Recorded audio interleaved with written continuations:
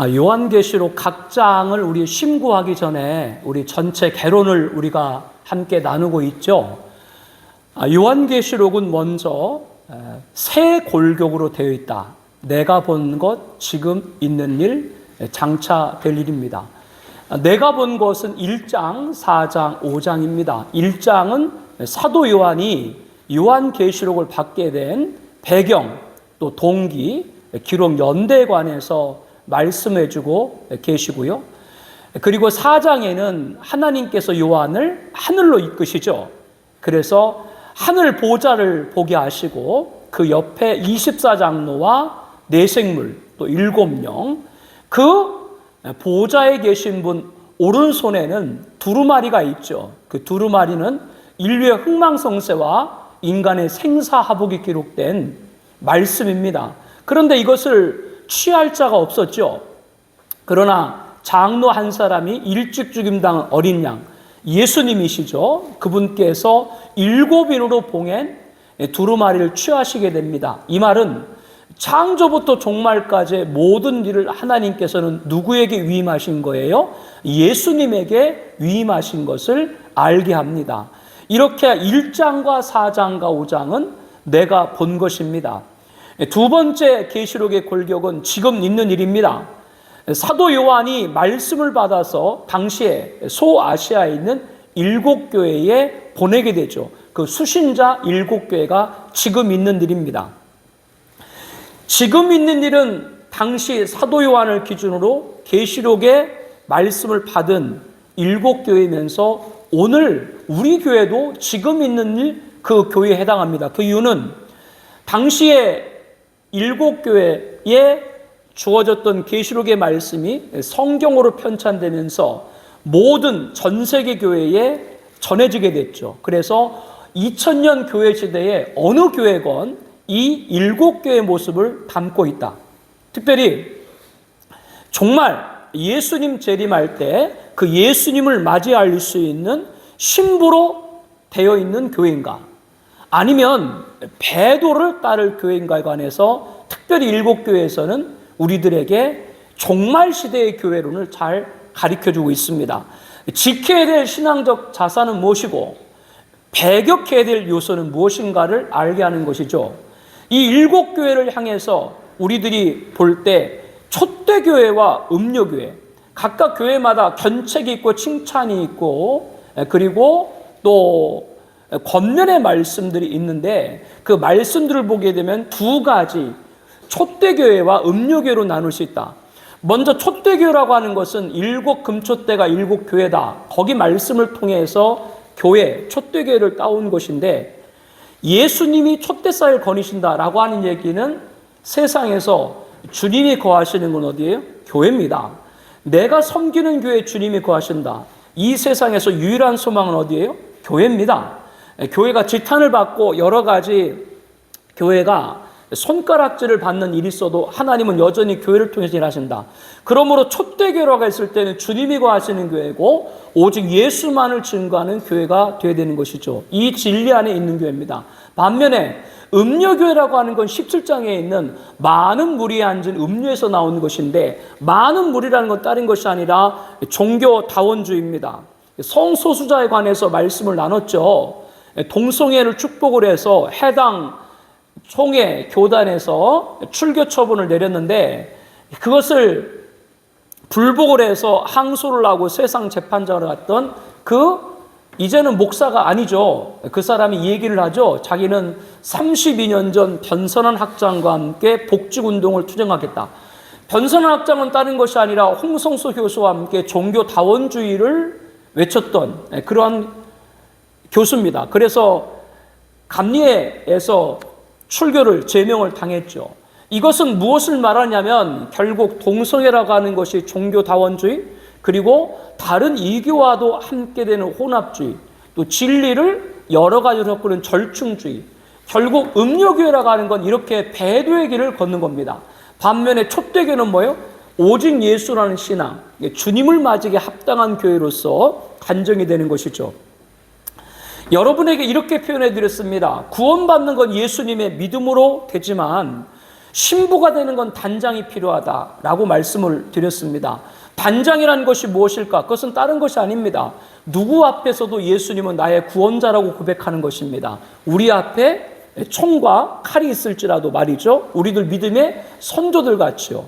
그렇기 때문에 이렇게 신부로 단장된 성도들은 앞서 말한 절대로 배교의 길, 반성경적이고 그리고 진리 예수님을 다른 것들로 다원화시키는, 절대로 용납할 수가 없습니다.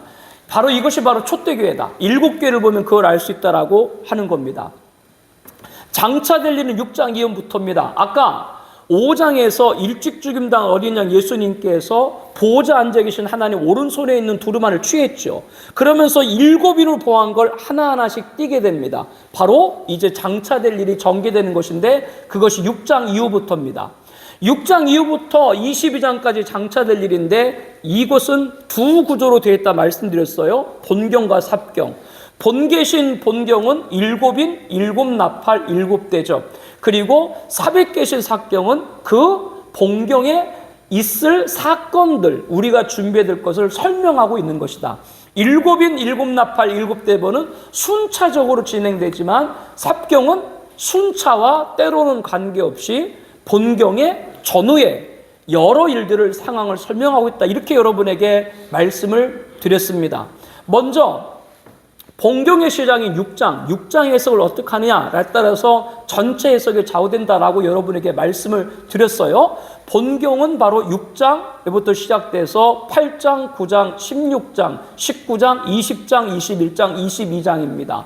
삭경은 여러분에게 아까 말씀을 드린 대로 7장, 10장, 11장, 12장, 13장, 14장, 15장, 17장, 18장, 19장입니다. 그런데 여기 19장은 본경과 삭경에 다 포함되는 이유는 19장 같은 경우는 1절부터 10절까지는 천년왕국의 혼인잔치에 관한 말씀이고 19장 11절부터 21절 말씀까지는 예수님 재림에 관한 말씀이기 때문에 이 19장은 본경과 삭경이 같이 있다라고 이렇게 여러분에게 구분해서 말씀을 나눴습니다. 6장에 보게 되면 7인으로 봉한 그 두루마리를 취한 예수님께서 인을 하나씩 띄게 되는데 첫째 인부터 여섯째 인까지 띄게 됩니다. 그리고 7째 인은 8장에 기록되어 있습니다. 7째 인을 띈과 함께 어떻게 된다고 그랬어요? 7나팔이 진행이 된다. 그래서 8장에는 첫째 나팔, 둘째 나팔, 셋째 나팔, 넷째 나팔, 9장에는 다섯째 나팔, 여섯째 나팔이 기록이 되어 있습니다. 마지막 7번째 나팔은 16장에 되어 있는데 7번째 나팔이 열려진과 함께 첫째 대접, 둘째 대접, 셋째 대접, 넷째 대접, 다섯째 대접, 여섯째, 7째 대접 열려진다. 바꿔 말하면 7째 인은 곧 뭐요? 7나팔이면서 7대접이다. 이렇게 여러분들이 이해하시면 되고 삭경은 그 전후에 있을 사건들의 이야기를 우리에게 설명해 주고 있다. 여기까지 여러분들에게 말씀을 드렸습니다. 간략하게 말씀을 드리면 첫째에는 흰말이 등장하는데 다른 거 설명 다 뒤로 하고요. 지금은 개론이니까. 우리 사역계에서는 그 흰말을 종말의 사명자로 봅니다.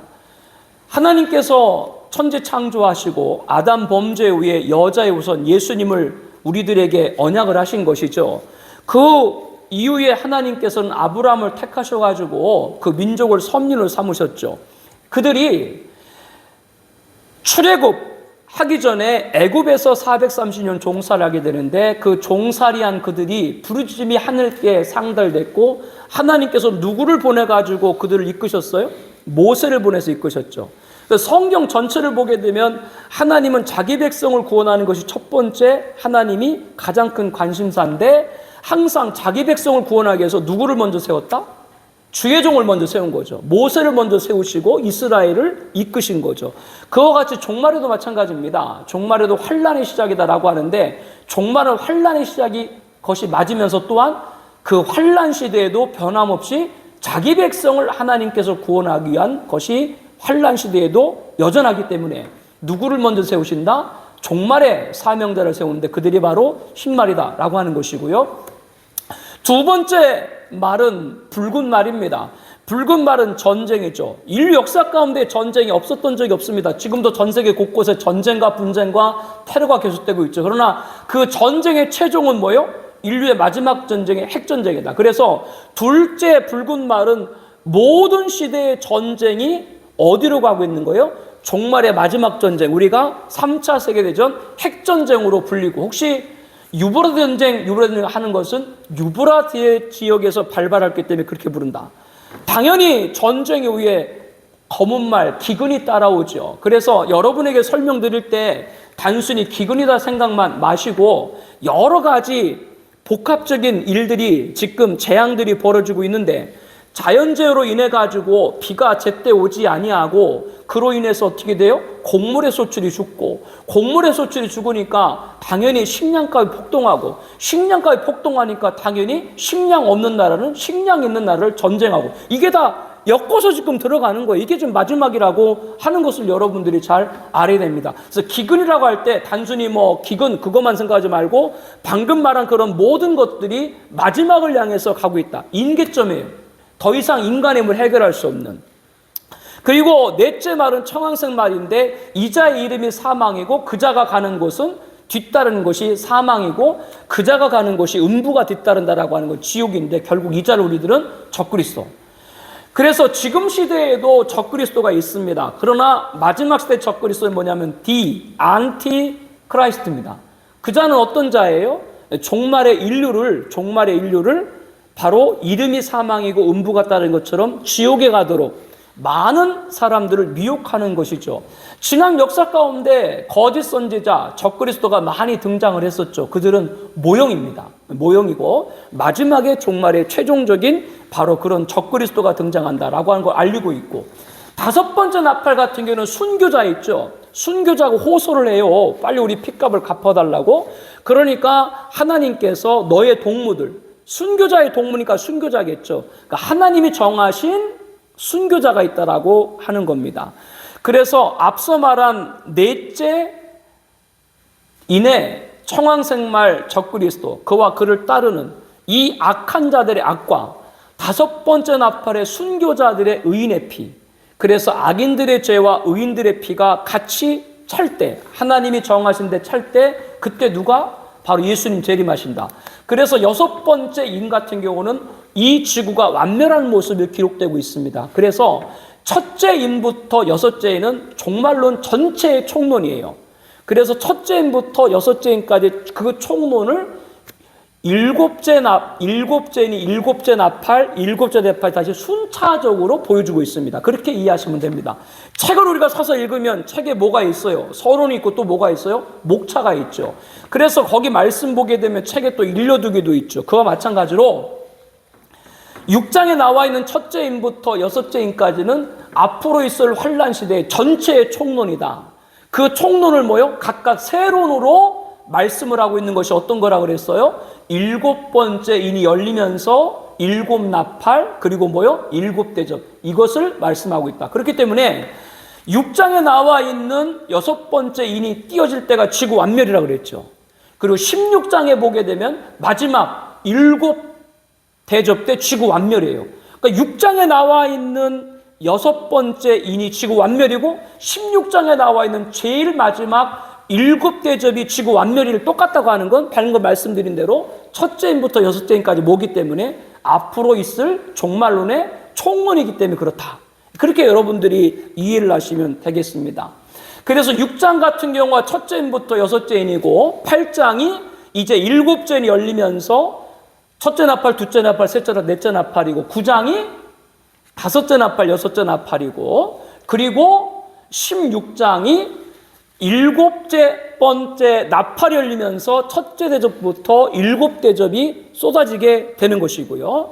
그리고 나서 이제 모든 이 일을 심판하실 예수님의 재림이 19장 11절부터 기록되어 있고, 그리고 나서 예수님께서 모든 악을 다 소멸하시고 이 지상에 천년왕국, 에덴의 회복인 천년왕국을 세우시고, 그리고 천년왕국 끝난 다음에 마지막 심판인 신보자 심판이 있고 21장 22장이 새하늘과 새 땅, 거룩한 새 하늘사입니다. 여기까지가 본경입니다.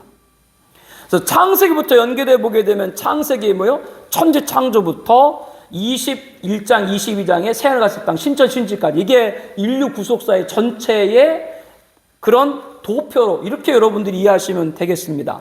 이제는 삽경에 대해서 우리가 한번 공부를 나눠보도록 하겠습니다. 여러분 작은 두루마리 교재 있죠? 93쪽을 한번 봐주시기 바랍니다. 장차될 일은 6장부터 22장까지인데 6장부터 22장까지 이 장차될 일은 뭐로 나눈다? 본경과 삽경 두 구조로 되어 있다라고 말씀을 여러분에게 드렸습니다. 본경은 몇 장이에요? 6장, 8장, 9장, 16장, 19장, 11절부터 21절, 20장, 21장, 22장. 삽경은 몇 장이라고 말씀드렸어요? 7장, 10장, 11장, 12장, 13장, 14장, 15장, 그리고 18장, 19장, 1절부터 10절까지. 오히려 장수로 보게 되면 본경이 많아요? 삽경이 많아요? 삽경이 더 많죠. 그 이유는 일곱인 일곱나파 일곱대접 마지막 환란이 진행될 때 그때 교회가 대비해야 될 일을 설명을 해주기 때문에 삽경이 더 많은 겁니다. 이 본경과 삽경을 여러분들이 잘 구분을 하지 못하면 계시록 해석은 굉장히 혼선이 많습니다. 이거는 절대적이진 않아요. 그러니까 이전 목사가 계시록을 연구하다 보니까 이 부분을 구분하지 않고 하게 되면 중구난방되고 혼선되더라라고 하는 겁니다. 요한계시록 삽경 연구에 앞서 성경을 간략하게 개괄해 볼 필요가 있다. 크게 성경은 3등분으로 구성, 그리고 구성은 두 부분으로, 그러니까 성경은 크게 내용은 3등분으로 구성은 두 분으로 나눌 수 있다고 하는 겁니다. 오실 예수님은 구약, 오심과 다시 오실 예수는 뭐요? 신약에 기록되어 있죠. 성경이 곧 누구예요? 예수님이죠. 그래서 각 권마다 이 통일성, 그 베이스에는 항상 누가 주인공입니까? 예수님이죠. 첫 번째 창세기는 창조와 범죄, 그리고 누구를 언약하셨어요? 여자의 후손, 곧 메시아를 언약하셨죠. 하나님께서 아들을 통해서 구원하시는 섭리사관, 이거를 우리들은 구속사 그렇게 얘기를 합니다. 역사적으로도 히스토리인데 그의 이야기, 누구 이야기예요? 예수님의 이야기인 것이죠. 예수님 믿으면 구원받고 불신하면 심판받습니다. 이 양대 해양의 물결이 66권 안에 기록된 것이 바로 성경입니다. 성경은 뭐요? 구원과 심판의 책이다라고 하는 것이죠. 우리가 살아가는 세상은 영원하지 않다. 여러분들 여기부터 먼저 전제를 분명히 해야 돼요. 우리가 있는 세상은 뭐요? 영원하지 않다라고 하는 겁니다. 그래서 끝이 있다는 걸 먼저 알아야 된다고 하는 겁니다. 그것은 바로 교회 시대가 종료가 되는 것이죠.